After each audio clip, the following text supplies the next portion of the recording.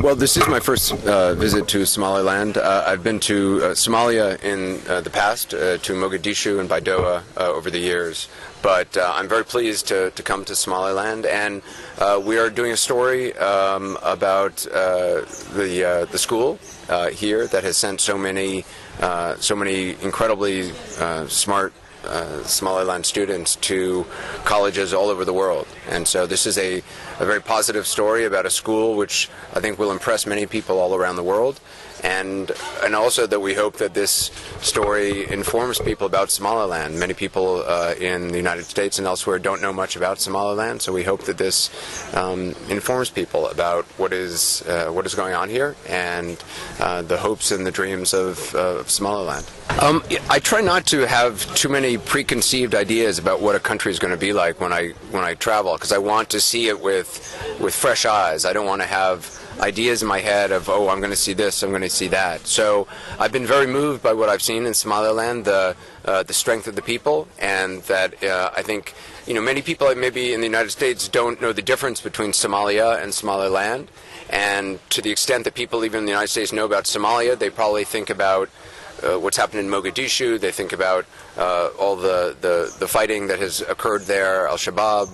But I think the message that we have seen and that will certainly make part of our story is that Somaliland is a completely different country. It's very safe.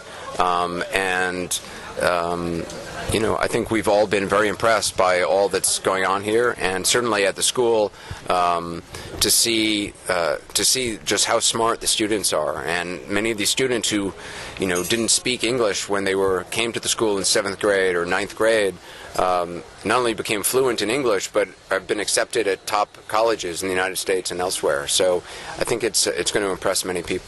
Kuva also speaking on the forthcoming 18 May anniversary, of which Somaliland citizens celebrate and rejoice the day their nation reclaimed independence, stated.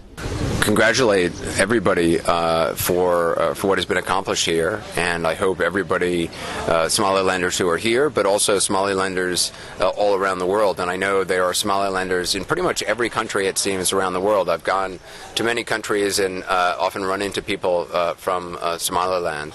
So I will be happy to be able to now say, oh, I've been there, I've seen it for myself. But I want to congratulate you on all this country has accomplished and all the things which lay ahead for Somaliland. Anderson Kuva also spoke about the U.S. presidential race and nominees for the Democratic and Republican parties. I think it's going to be very difficult to tell what is going to happen in the U.S. election. I think it's been a very exciting election, a very confusing and strange election at times for the United States. Donald Trump right now has a clear path to the nomination for the Republican Party. Hillary Clinton, it seems, has a clear path to become the Democratic nominee.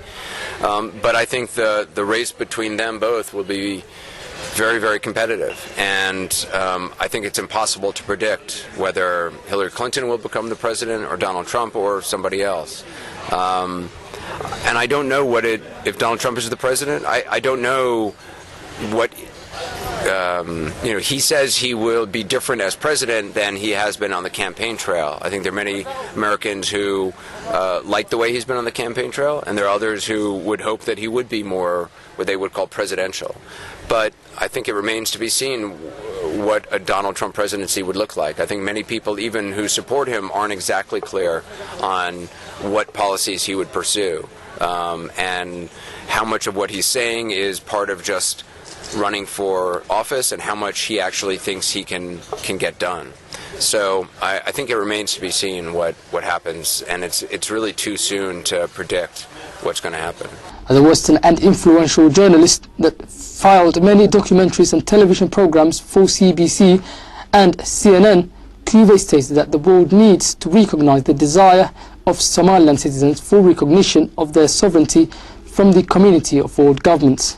Well, I don't think it's for, I'm not a representative of the U.S. government, so I don't think it's appropriate for me to be telling any country what they should be doing in terms of recognizing Somaliland or not. But but I certainly understand the desire, and it's one of the things that I've seen here in my time is just the strong desire for many in Somaliland to have recognition of their status, which has existed for many years already.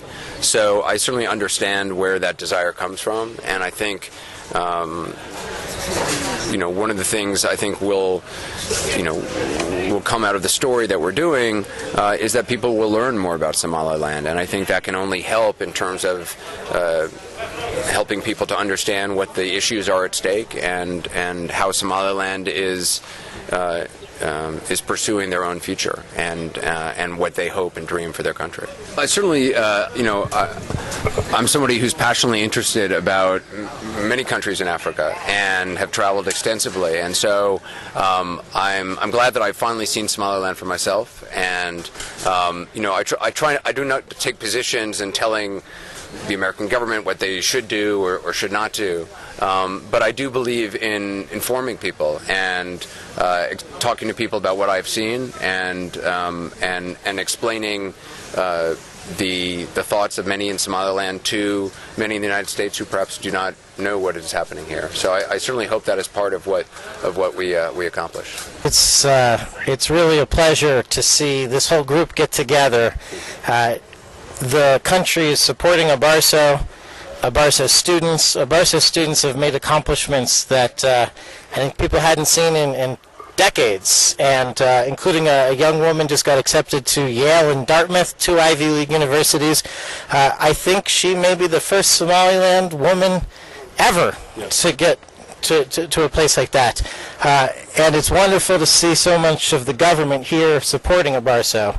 And this guy here, Mustafa, is one of the students who will be going away next year, and I think people can expect big things from him in the future. So he's going to John F. Kennedy's old school, JFK's old school. But also to have Anderson Cooper come to Abaarso and to Somaliland is something that I could never have imagined happening when I founded the school 7 years ago, and it happened. It somehow happened.